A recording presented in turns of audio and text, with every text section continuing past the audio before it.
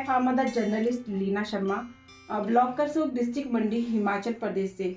दर्शकों, हिमाचल प्रदेश को देवभूमि के नाम से जाना जाता है और यहाँ पर बहुत से त्योहारों और व्रतों को मान्यता दी गई है। तो आज जिस जानकारी को लेकर मैं आपके सामने उपस्थित हुई हूँ वो है गौरात्री का व्रत।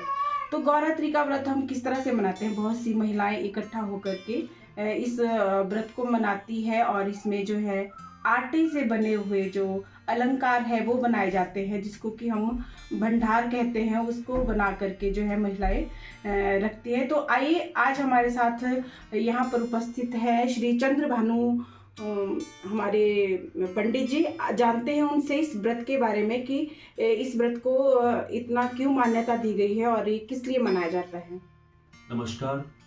जैसा कि पूर्व में लीना शर्मा जी ने बताया कि आज के व्रत का क्या महत्व है और ये व्रत क्यों मनाया जाता है, तो हिमालय के घर में जन्मी उनकी बेटी गौरी, उसने भगवान शंकर को प्राप्त करने के लिए कठोर तप साधना की और उन्हें नैवेद्य के रूप में बर्फ से कई प्रकार के पकवान बना करके अर्पित किए और ऐसा वह अनावर्त कई वर्षों तक करती रही और उन्होंने भगवान शंकर का बर्फ का शिवलिंग बना करके कई वर्षों तक कठोर साधना की, तप किया और आज के दिन ही भगवान शंकर प्रकट हुए और प्रति रूप में उन्हें प्राप्त हुए।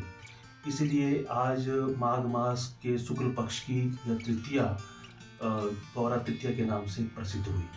इस तरह से सारी पूजा की सामग्री रखकर सुहागिन स्त्रियां जो है इस व्रत को करती है।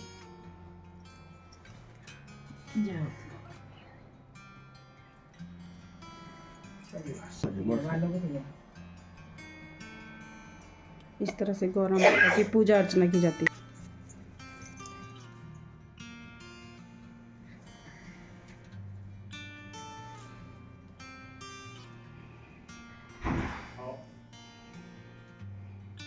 जैसे हिमालय पर तो इतनी सुविधा नहीं थी, तो वो अपने श्रद्धा भाव से गौरा बर्फ से मिष्ठान बनाती थी। तो वैसे ही आज तो सब कुछ सुलभ है यहाँ पर, तो विशेष करके महिलाएं आज, जैसे आप देखेंगे कि अभी थोड़ी देर में बताएंगे आपको, ये जो पूड़े बनाए गए हैं तो इसमें दाख, मेवा, मिश्री मिला करके पकवान बनाया गया है।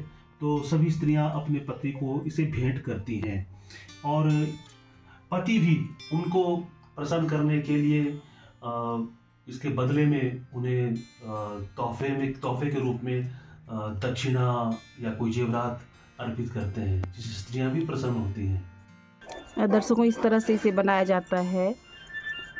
आटे का जो ये गहने बनाए जाते हैं और इस तरह से ये तैयार किया जाता है।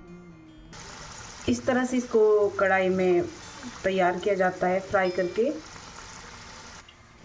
ये देखिए, यहाँ पर कुछ बनकर तैयार हो गए हैं।